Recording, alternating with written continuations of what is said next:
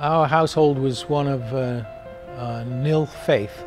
That is, my father was basically an atheist, and as I grew more into adulthood, rather adolescence that is, first of all, I felt that I should just follow in the family tradition. And I embraced all of the arguments that discounted Christianity as anything more than myth and legend. I got a motorcycle when I was 16 years old, British bike, put on black leather and studs, and began to emulate the street scene of London, which I wanted to return to.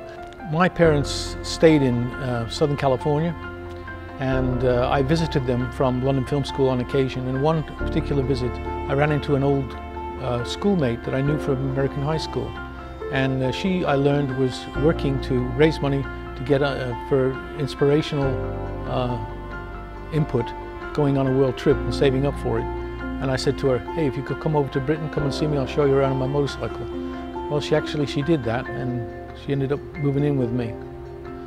She was not exactly a biker chick, though. She was more of a late blooming hippie type person. And I must say that we at that time were involved in that experimental era of drugs and rock and roll.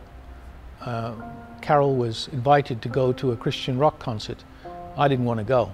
And she came back and she was all enthusiastic, and she gave her life to the Lord and told me about it, and I just went ballistic. I said, don't you get religious on me. I'm going to prove to you that this is just myth and legend.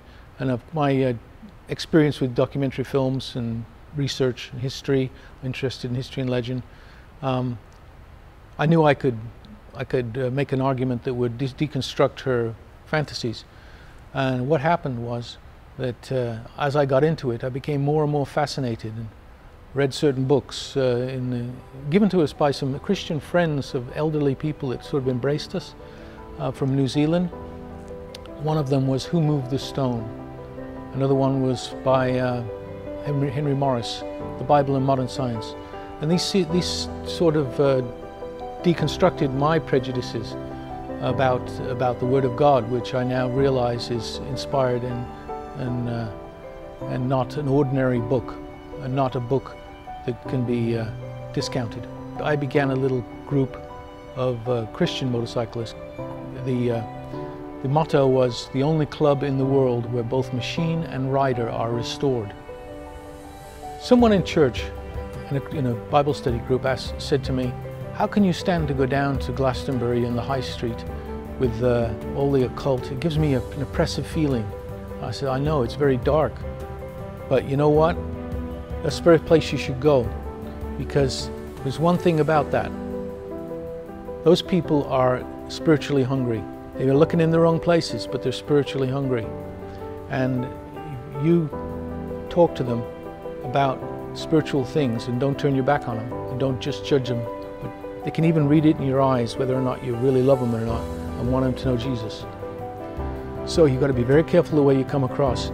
You don't compromise on the word, but you contextualize it in a way that they might accept it. I'm looking forward to the day of the marriage supper of the Lamb.